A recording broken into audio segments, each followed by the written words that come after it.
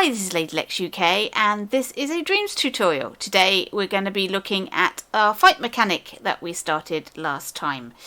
So I've added 3 things to it. I've added a mechanic that means that the AI character shouldn't get stuck on walls and trees and things and should get themselves out of it. I've added some hit reactions so the fight is a little bit more dynamic. And I've also added regenerating health. So that's 3 things. I'll do them in that order. So let's start off with the code for not getting stuck on things. Let me start off. So let's see him moving. Now he's going to move around randomly. Now we can't see him because he's gone behind a tree. Where is he? Oh, he's there. We don't want him attacking us. We'll try and keep out of the way. Right. Let's see. He's wandering around perfectly successfully. Now he's hit a tree. Ah, he's got himself out of that. He's now wandering about. He's good. He's going to hit that tree again. You can see what he's doing. He's turning and turning and turning. Oh, and he's found us. Oh! I got hit there. Oh! I got hit again. Stab him! Yeah, we're getting him. Right, let's run away. So he's no longer chasing us. And then we can pause. And there we go, I'm going to regenerate my health a bit. You could put some sound effects in there if you wanted. I've just put a pose in. So there we go, he's relaxing and getting all his health back. Oh, he's good now. We can go back to the fight and kill our monster. There we go, I've killed him. It's cost me a bit of health, but don't worry, I can just wait. And it will regenerate. Okay, so that's what we're going to be looking at. Right. So, let's have a look. Let's put it back. The player. This is the AI character. This is our random wandering brain. If you haven't seen my previous video, I suggest you watch that first.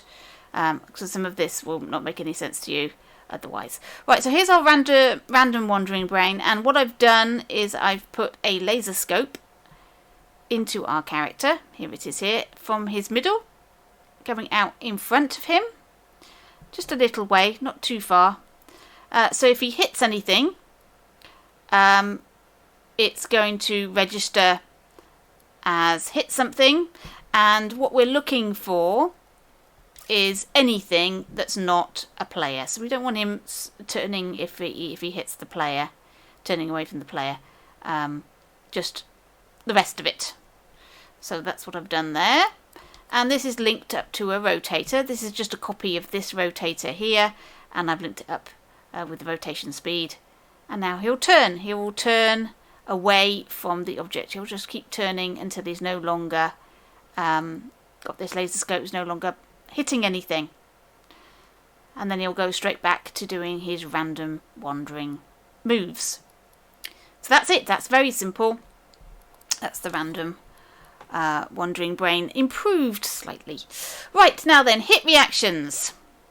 Okay, so here is our AR character, and here is his health.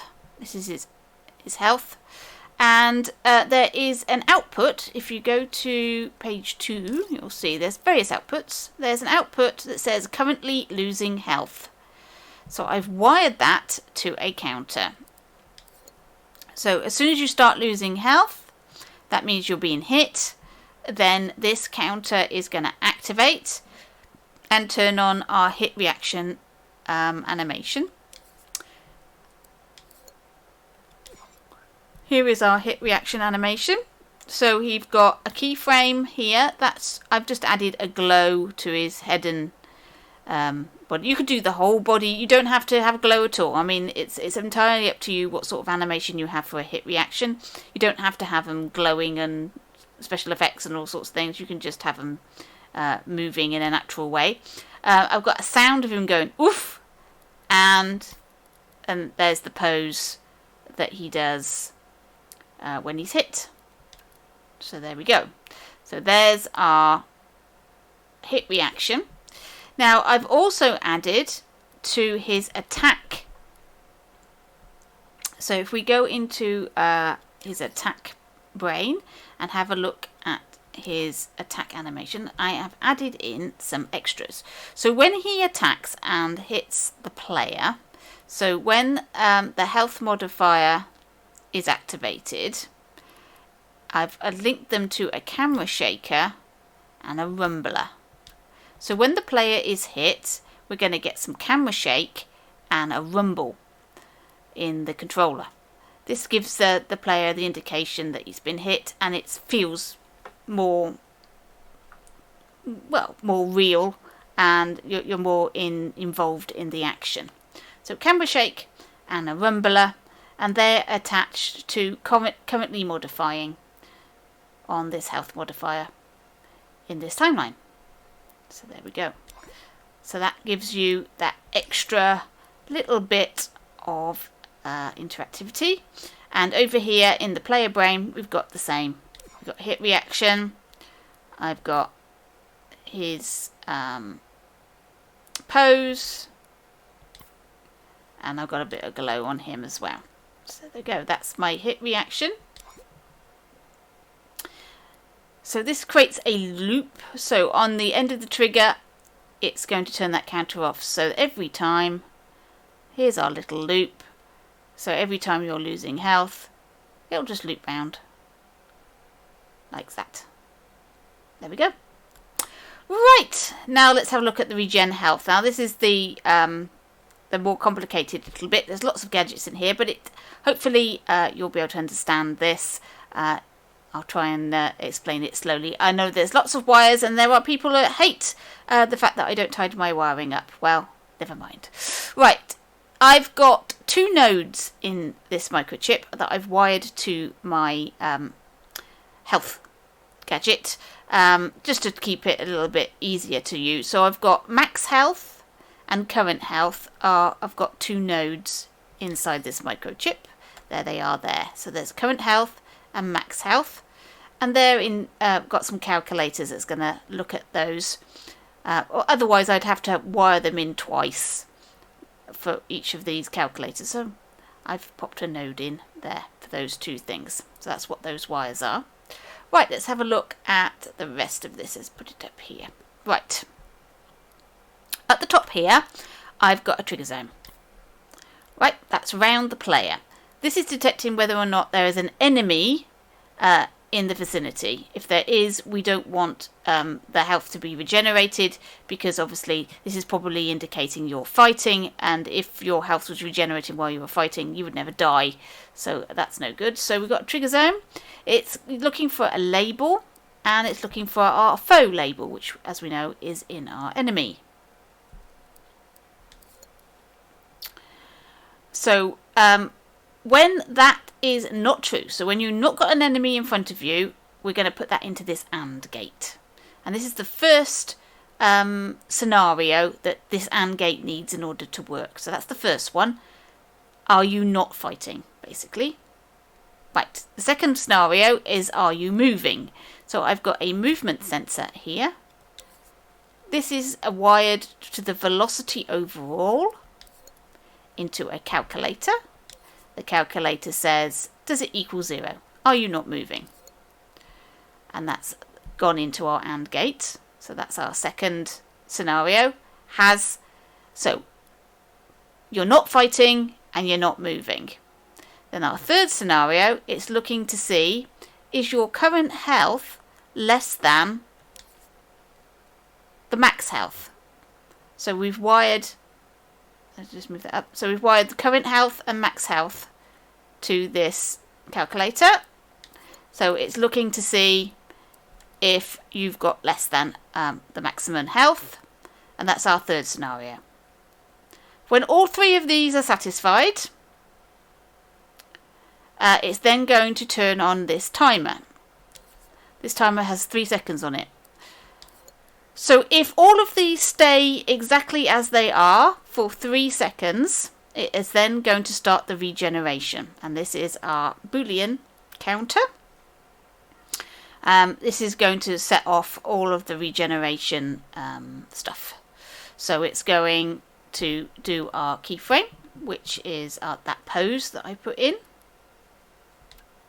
It's going to set off this timer. And this timer has a 0.2 second loop on it. As you can see, it's when timer finished, it loops round. So as long as this is still on, this is going to loop and loop and loop every 0.2 seconds. Every 0.2 seconds, it's going to activate this health modifier, which has got a zone and a hit. And the zone is looking for friend. So it's only going to activate the health in our player. It's not going to reactivate the health in our enemy. And the zone is there around our player. Probably stick it a little bit better onto our player. There we go. But you want it so that your player will always be in the zone regardless of what pose he is doing. So watch for that.